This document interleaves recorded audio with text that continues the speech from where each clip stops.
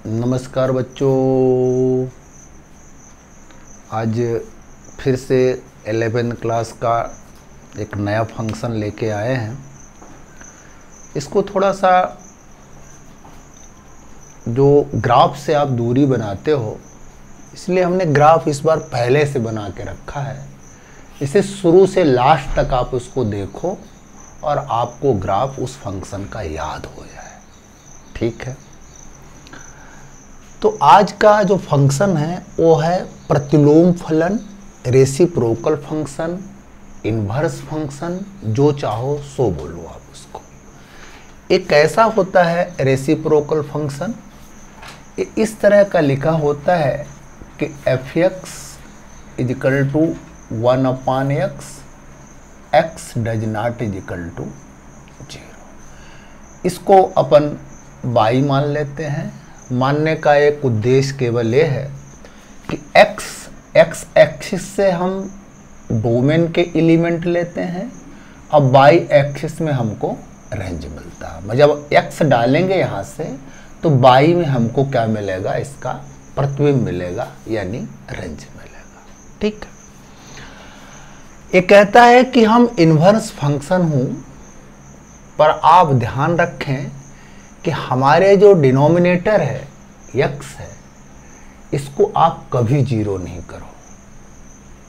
मतलब इसके हर में कभी जीरो नहीं हो, माने ऐसा x डालो जो हर को जीरो ना करे। बाकी आप हर में कुछ डालो, मतलब समझ लो यदि x को कहता है कि आप यहाँ पर जीरो है, यहाँ पर पॉजिटिव है, यहाँ निगेटिव है, कहता है x को जीरो नहीं डालो, तो बाकी आप पॉजिटिव डालो, निगेटिव डालो, चलेगा, पर आप जीरो नहीं डालो।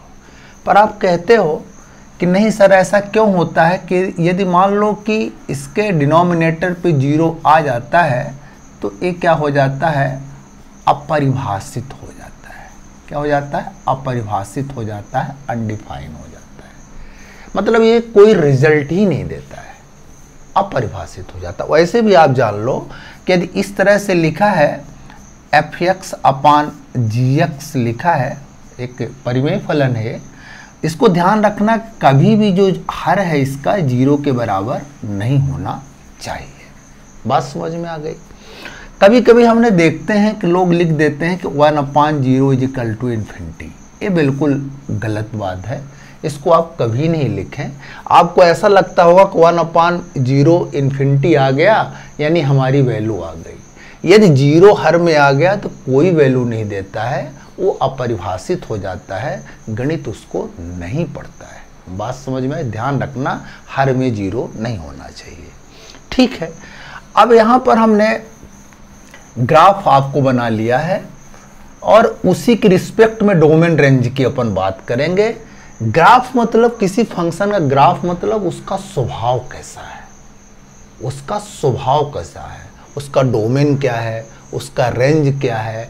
मैंने बहुत सारी जानकारी आपको आगे चल के मिलेगी। ग्राफ से आप पता लगा सकते हो कि ये क्या है। ठीक है, अब मान लो अपन करते हैं ऐसा है कि एक तरफ x लेते हैं और एक तरफ ये y लेते हैं, y इजिकल टू 1/x लेते हैं। समझिएगा जरा, x को जीरो तो ले नहीं सकते, कंडीशन दिया है कि आप x को जीरो नहीं लीजिए, हम लोग नहीं लेंगे। ठीक है, लेते हैं तो अपरिभाषित हो जाता है। बात समझ में आ गई? तो x को डालने वाले को हम जीरो नहीं लेंगे, 1 से शुरू करते हैं। तो यहाँ पर देखो x के जगह 1 रखेंगे तो 1/1 इजिकल टू 1 आ गया। ठीक है, फिर यदि 2 लेते हैं तो 1/2 आ गया। 3 लेते हैं तो 1/3 आ गया, या कि 4 लेते हैं तो 1/4 आ गया। समझो जरा, जीरो तो हमको लेना नहीं है।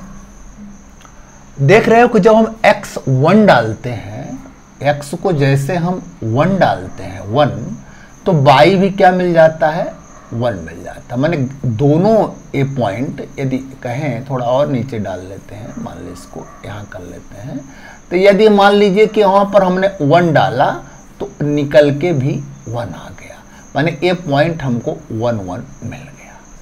माने ये हमारा जो ग्राफ है, माने x जो डोमेन डालते हैं तो रेंज भी 1 निकल के आता है, यहाँ पर हमको मिल गया। फिर अब दूसरी चीज, अब इस चीज को नोटिस कर लिए आप कि x को 1 डाले तो 1 ही निकल के आ गया, माने रेंज इसकी इमेज भी 1 आ गई। ठीक है, अब 2 डाले तो 1/2 हो गया। जैसे 2 डाले तो y घट गया, y क्या हो गया, घट गया। 3 डाले 1/3 हो गया।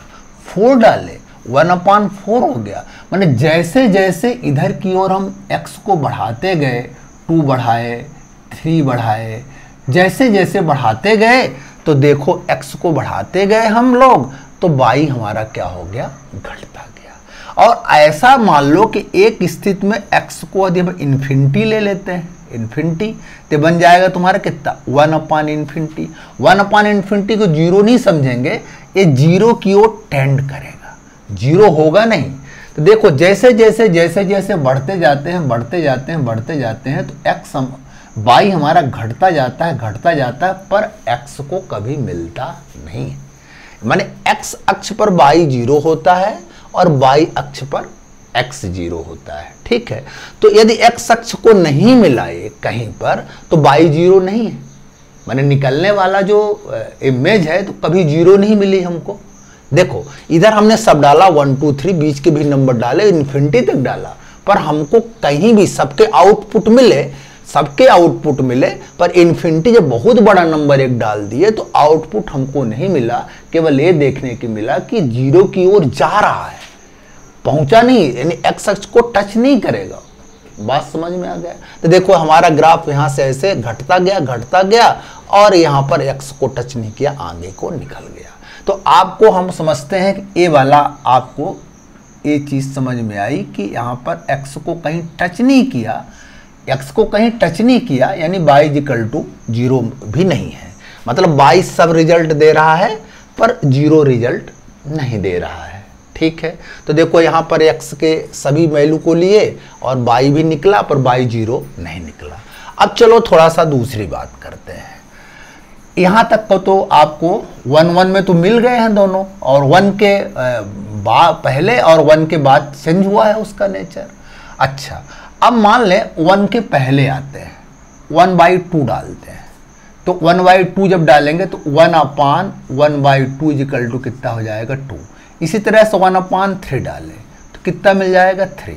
1/4 डाले तो कितना मिल जाएगा, 4।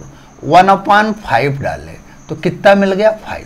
हम क्या देखते हैं कि जैसे जैसे हम इधर की ओर बढ़ते जाते हैं, यानी घटते जाते हैं, यानी 0 की ओर बढ़ते जाते हैं, 0 की ओर बढ़ते जाते हैं, तो y कैसा होता है, बढ़ता जाता है। y कैसे हो रहा, देखो y क्या हो रहा है, जैसे जैसे हम 1 से कम होते जाते हैं, 0 के नज़दीक जाते जाते हैं, तो y हमारा क्या हो रहा, बढ़ता जा रहा है, बढ़ता जा रहा है। पर कहीं भी y को मेरा ग्राफ जो है y अक्ष को टच नहीं करता है, माने x 0 नहीं है, x 0 नहीं है। तो बात आपको समझ में आई होगी कि यहाँ से 0 के जस्ट बाद से लेके यहाँ तक के सारे नंबर हमने डाला और आउटपुट जो मिला हमको सब हमको इधर मिला, पर 0 कहीं भी आउटपुट हमको नहीं मिला। ना तो हमने इनपुट डाला है ना तो आउटपुट मिला है, माने 0 को छोड़ के सबको डाला है। ठीक है, ये बात समझ में आई। अब चले हम, चूंकि डालने के लिए प्रतिबंध नहीं, x 0 नहीं है तो आप प्लस तो डाल लिए, 0 डालना ही नहीं है। अब माइनस को भी डाल के थोड़ा सा देख लो कि क्या स्थिति बनती है। अच्छा, -1 जब डाले तो -1 जब डाले यहां पर तो 1/-1 कितना आ गया, -1। -2 डाले तो आ गया तुम्हारा -1/2। -3 डाले तो बन गया -1/3। -4 डाले तो बन गया -1/4 बन गया। क्या देख रहे हो कि -1 पे दोनों लोग मिल गए, यहां पर ग्राफ मेरा मिला। इसके पहले और इसके बाद इसका नेचर चेंज हुआ है। ठीक है, माने यहां से शुरू करते हैं हम लोग। अब ये बात समझ में आ गई। -2 डाले तो देखो कितना आ गया, -1/2 आ गया, घट गया, मतलब -2 डाले तो -1/2 आ गया, यानी बढ़ गया। नहीं समझ रहे हो भाई, क्या है कि -2 जो है, -2 ये लेस देन कितना, -1/2 है। बात समझ रहे हो ना। तो जैसे जैसे हम इसको घटाते गए, जैसे जैसे हम घटते गए, जैसे जैसे इधर को घटते गए, तो बाई हमारा क्या हुआ, बढ़ता गया। देख लो, जैसे जैसे हम इधर की ओर घट रहे हैं तो बाई घटता जा रहा है, घटता जा रहा है, घटता जा रहा है, घटता जा रहा है, पर एक्स अक्ष को टच नहीं करता है। वही बात फिर से हम कह दें कि यदि मान लो -∞ डालें तो हो जाएगा -1/∞। ये भी कितना होगा, 0 की ओर अग्रसर होगा, पर 0 नहीं होगा। माने मेरा ग्राफ जो है तो 0 कभी नहीं होगा, माने एक्स अक्ष को टच नहीं करेगा, माने बाई 0 नहीं मिलेगा। बात समझ में आ गई। यहाँ तक की टेंडेंसी समझ में आ गई कि यदि हम x को घटाते जाते हैं तो बाई हमारा क्या होता है, माने घटाते जाते हैं तो बाई मेरा होता है बढ़ता जाता है, बढ़ता जाता है, बढ़ता जाता है। ये बात आपको समझ में आई। अब यहाँ पर ये देखो, देख लो, यदि बाई को x को हम घटाते जाते हैं तो बाई अपना क्या होता है, बढ़ता जाता है। ठीक है। अब दूसरी कंडीशन हम देखते हैं यहाँ पर। अब -1 के पहले का देखते हैं क्या स्थिति बनती है। यदि मान लो -1/2 लेते हैं तो कितना रिजल्ट आता है, -2 आता है। -1/3 लेते हैं, कितना रिजल्ट आता है, -3। -1/4 लेते हैं, कितना रिजल्ट आता है, -4 रिजल्ट आता है। तो देखो 1 से, जैसे यहाँ कहीं -1/2 होगा, जैसे इधर की ओर हम बढ़ते जाते हैं, इधर की ओर बढ़ रहे हैं, तो हमारा इधर की ओर हम बढ़ रहे हैं तो मेरा ग्राफ क्या हो रहा है, घट रहा है, इधर घट रहा है। माने जैसे जैसे हम इधर x की ओर बढ़ रहे हैं 0 की ओर, तैसे तैसे हमारा ग्राफ जो हो रहा है, मतलब बाई अक्ष में क्या हो रहा है, घट रहा है। वो घट रहा है, -1 हो रहा है, -2 हो रहा है, -3 हो रहा है, तो कहीं भी वो बाई अक्ष को टच नहीं करेगा, कहीं भी टच नहीं करेगा, कहीं भी टच नहीं करेगा। हम 0 के जैसे जैसे करीब, चूंकि 0 तो हम पहुंच नहीं सकते हैं, जब हम 0 पहुंच नहीं सकते हैं तो हमको कहीं भी आउटपुट 0 नहीं मिलेगा। आप दिमाग में रख लो, यानी बाई अक्ष को मेरा ग्राफ कहीं टच नहीं करेगा, माने x = 0 नहीं होगा, और x अक्ष को भी नहीं टच करेगा, यानी y = भी 0 नहीं होगा। तो बात समझ में आ गई कि इन्वर्स फंक्शन का ग्राफ इस तरह से होता है, उसमें x 0 के बराबर नहीं होता है। और देखें कि ना तो हमने x को 0 डाला है और ना हमको 0 निकल के आया है। ये हम कैसे समझ लिए कि 0 निकल के नहीं आया है, कहीं भी हमारा ग्राफ बाई अक्ष को टच नहीं किया है, यानी यहाँ x 0 है, कहीं x अक्ष को टच नहीं किया, यानी बाई भी यहाँ पर 0 नहीं है। ना x 0 है, ना बाई 0 है, ना x 0 है, ना यहाँ x 0 है, ना बाई 0 है, ना ये ग्राफ बाई अक्ष को टच किया, ना x अक्ष को टच किया। तो ना तो हमने 0 डाला और ना तो हम 0 पाए रिजल्ट में। तो देखो, इससे हमको देख के पता चल गया कि x अक्ष में क्या मिलता है, हमारा डोमेन मिलता है, यानी प्रांत मिलता है। बाई अक्ष में क्या मिलता है, हमारा परिसर मिलता है, यानी क्या मिलता है, रेंज मिलता है। चेक कर लो तुम।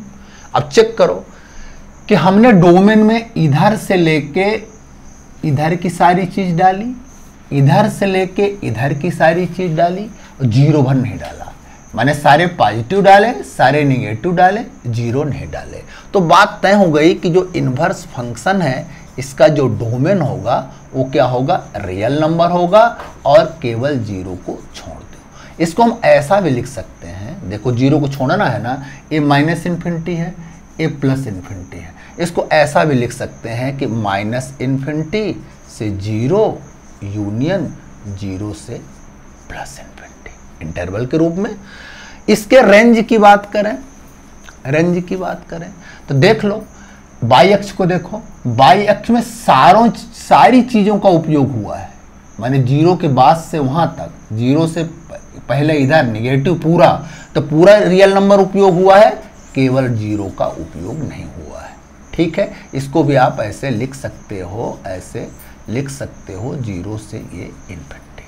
तो बात समझ में आई आपको कि इसका जो इन्वर्स फंक्शन है इसका ग्राफ ऐसे होता है, इस तरह का, और इस पे x को आप जीरो नहीं डालो, माने x का इसका इन्वर्स फंक्शन का डोमेन जो होगा रियल नंबर से जीरो हटा दो।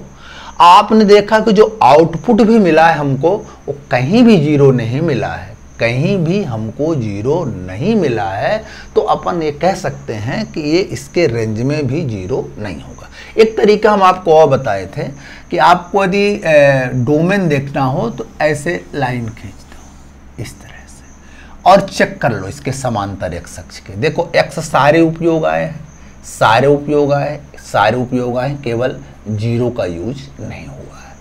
इधर बाई अक्ष के समांतर एक लाइन खींच देते हो, ऐसे खींच दिए, चेक कर लो बाई में यहाँ से लेके यहाँ तक यूज आया है, जीरो नहीं आया है, और यहाँ से लेके यहाँ तक यूज आया है। ठीक है, एक बात अच्छे से समझ में आई होगी आपको। फिर आपको बता दें कि मेरा कर्व ना तो कहीं बाई को टच करेगा, ना तो कहीं एक्स को टच करेगा, कहीं भी नहीं टच करेगा। यदि एक्स को टच नहीं किया, इस एक्स को टच नहीं किया माने बाई बराबर जीरो नहीं है। यदि बाई को टच नहीं किया तो x बराबर जीरो नहीं है। देखो ना तो इनपुट जीरो के बराबर है, ना तो आउटपुट जीरो के बराबर। इसी तरह यहाँ भी कह सकते हो कि ना तो ये x जीरो के बराबर है, ना यहाँ पर y भी जीरो के बराबर। ये जीरो के बराबर होता तो वो क्या होता कि अक्षों को टच कर देता। समझ गए? तो ग्राफ पर पूरी कमांड बनाए। ग्राफ ही उस फंक्शन का नेचर होता है, स्वभाव होता है। बहुत सारी बातें वहाँ से डोमेन पता चल जाती है और वहीं से आपको रेंज समझ में आ जाती है। इस तरह से हमारी बात आपको समझ में आई होगी।